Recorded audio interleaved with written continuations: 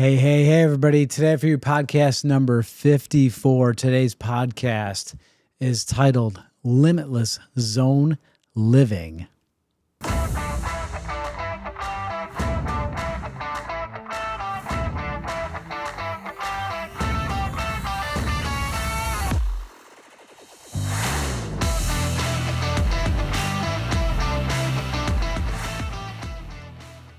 Hey, everybody. Welcome to this week's edition of your weekly Limitless Life Network podcast. I'm Dr. Pete Lombardi, and along with me again is the lovely Sandy Lombardi, my beautiful wife, who's decided to join us once again, gracing us with her presence. Thank goodness. She keeps me straight, that's for sure. Anyway, this is the Limitless Life Network podcast where we flesh out the limitations that are preventing you from reaching your goals and living the life that you were called to lead. And I want to take a moment to just really thank everybody for listening, taking the time out of your day to do so, as well as, I had some people reach out to me last week and just shared their takeaways and their comments and their gratitude. And, that's just really super special to get that type of feedback. So really, really excited about that. And, be sure to like, follow, share, subscribe, all those internet savvy things to do. It actually helps the algorithm, and this gets put out to more people. So, yeah. Anyway, on with the show. Today's show is titled Limitless Zone Living, which I've mentioned a couple times already. And there is a backstory. So I have a backstory. It's nothing earth-shattering, but I got to tell you where we got the title from. Last week, one of my practice members was in the office, and she was, I think, my first patient on Friday that I was seeing for SoftWave. And she said she at first asked me, do you guys ever watch Netflix? And I said, yeah, we have a Netflix subscription. And she said that she and her husband started watching a show that she thought that we would really, really like. And she couldn't quite remember the exact name of it. She's like, but when I get out to my car, I'll look it up and I'll text it to your office so you know the title of it. And it's titled Living to 100, The Secrets of the Blue Zones. And so if any of you have seen that yet, then you know what we're talking about. If you haven't, if you've liked this podcast, you may find that this is worth checking out. So, we both watched an episode of it, and we gleaned a few things from it. And if you're not familiar with the Blue Zones, were you ever familiar with the Blue Zones before you saw it? Yeah, from that book we had read, Living to 100. It talked about that in that book. Yeah. Okay, was it Living to 100 or 100-Year Lifestyle or something like that? Yeah, I can't remember the time. It was years ago. It was 100 something. Yeah, your mic has got to be a little bit like that. Sorry. Yep. So yeah, that was that one. I can't remember the name of that book exactly either. But anyway, we've got 5 distinct points for you tonight, and the first one is the physical zone. That's what we'll title point number 1, the physical zone, and this has to do with physical activities, movements, and ultimately the physical forces that are applied to your body on a daily basis. What doses or intensities? So, what were some of the things that you noted in the areas where people living into their hundreds and even beyond? What were they talking about from a physical standpoint? Do you remember? Well, they were very physically active, gardening and working outside. They had to survive, in order to provide food for their families, and it was very much a physically active environment. Mm-hmm. Yeah. And one of the interesting features that was common in just about every place was that they lived in a place where there was a lot of incline. So just to do a daily activity, they had to walk uphill and walk downhill. And they weren't little grades, they were pretty steep grades. One region was not graded at all, and that was the island of Okinawa. But those people were doing a lot of squatting, a lot of gardening. So they were squatting down and to garden, but also very few chairs in their homes. They did a lot of sitting on mats and sitting on floors. So they were very used to getting up and down off the floor. So imagine your whole life not having a chair, or the majority of your life not really sitting on a bench or a bed, but you would eat dinner sitting on a mat and with your legs crossed, and so they have tremendous hip flexibility, mobility. yeah.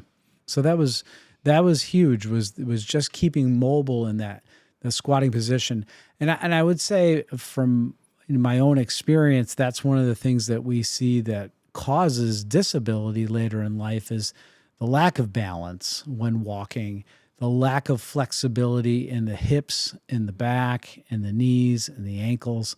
So the ability to do a full squat, getting up and down off the floor, that's something that if you're losing that now, you really should start working on it because it's not going to get easier. If you the longer you neglect it, the more it's going to become a problem for you later. You made me think my mom is in her late 70s, and I don't know how it came up months ago, but I did a squat, and she's like, I don't know if I can do that. And so she tried and struggled. She can't keep her feet on the ground to do a squat, and she's been doing them, and that's an exercise she does every day is squats now, and just lifting a little bit of weight, but super important as to keep her core strength and her legs. And Oh yeah, for sure.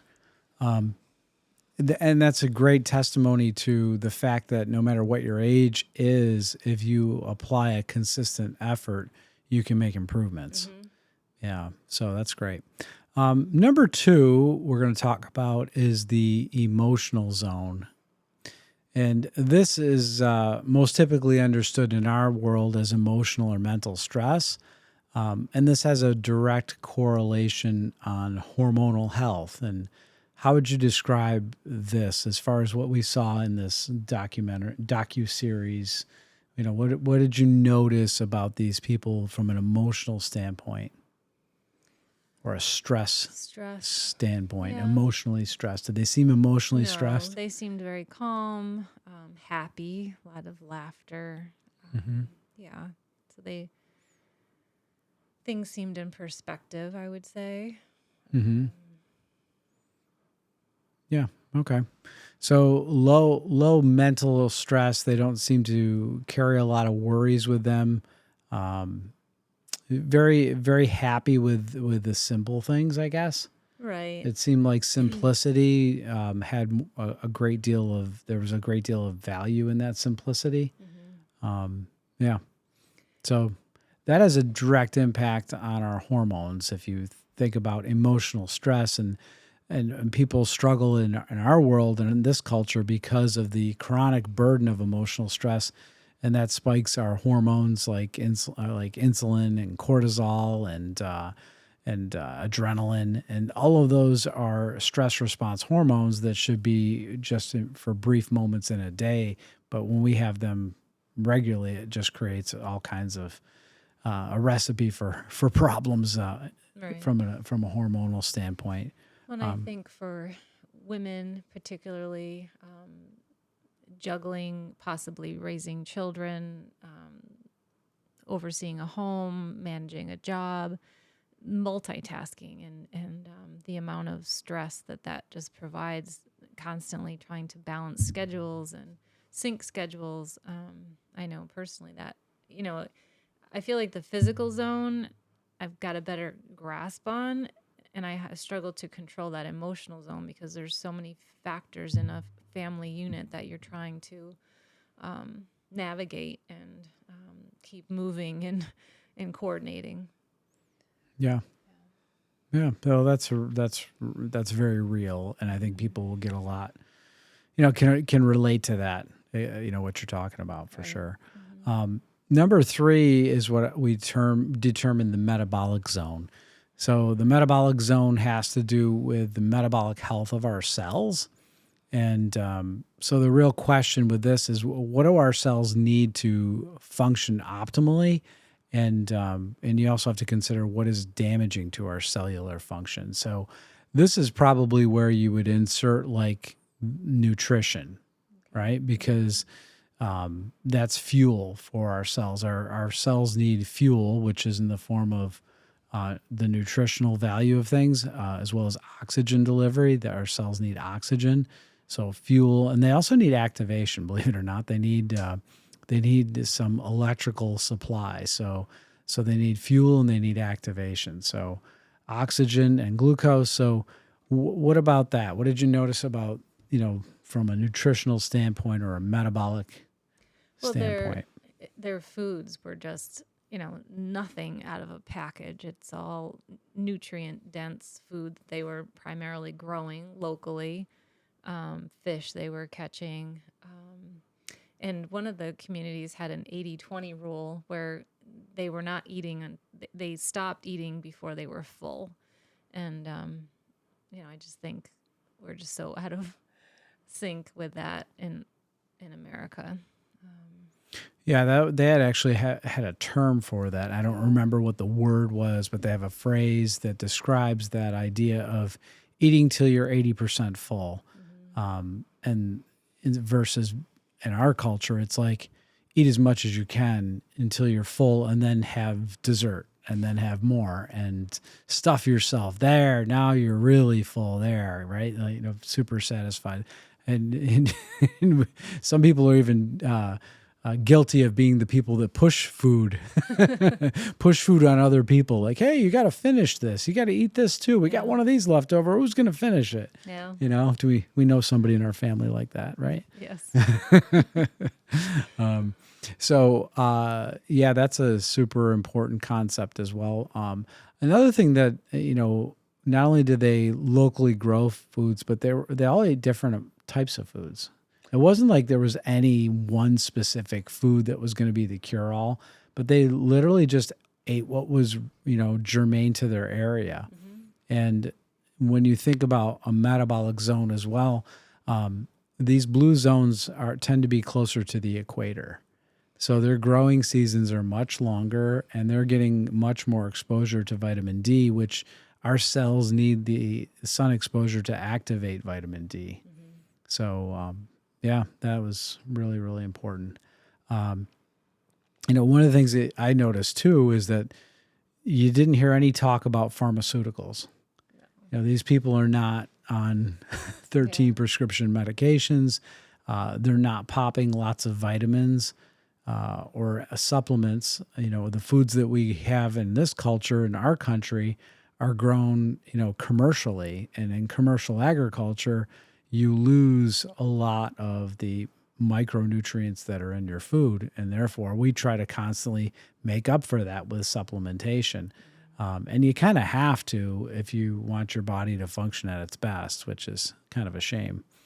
Or you need to really get your garden super healthy. But in our growing season being as short as it is, it's really hard to eat that way year round. So that was metabolic zone. And number 4 is tribal zone. And there's a couple questions that go with this, and that is who and where do you spend your time? And, it's really like, have you found your tribe? Are you, and your tribe really should be people that lift you up, support you, encourage you, love you. And one of the things that I think is super important, and Sandy alluded to it earlier, is laughter. If the people that you're hanging around and you find yourselves laughing a lot, then, you're probably in a good place. As in our culture, we see way, way too many people that are just serious all the time and not a lot of laughter in their day. So kids do it. Kids laugh like crazy. They have a blast, but for some reason, as they get older, they get so serious that they stop laughing, and that's not really good, at least not for longevity. Right. So laughter also causes the release of other hormones that are very positive for your health. So point number 5 is really to lighten the load. That's point number 5, is lighten the load. And this has to do with a concept called allostatic load. And I've heard this described by Dr. James Chestnut, and he described it as the accumulation of stresses that we have every day.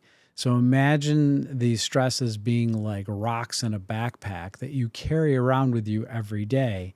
And the more things that you take on in your backpack, the more it weighs you down, the more it drains your energy, and the harder you have to work just to live in a day. And then you go home at night and your backpack is full and you set it down and maybe pick up another backpack called your home life backpack and put that one on. And then you go to bed, and I don't even know if you wear your backpack to bed or not, but you might have a bedtime backpack that you put on. But in the morning, be sure to put that other backpack on that was full of rocks from the day before. And that's what we call allostatic load, and that's the accumulation of your chronic stressors that are constantly draining your energy. So the key here is to take rocks out of your backpack and to lighten the load. That's really the metaphor here. So it seems like these people that live for, over a century have really worked this out, not just from a geographic location where they live, but through just maintaining some great cultural habits that keep their allostatic load really low. And who knows, maybe it's also a genetic link as well. But, I know that genetically we're not as different as we think we are. Right. And if we can't match or replicate the environment that they're in, we can intentionally empty those backpacks.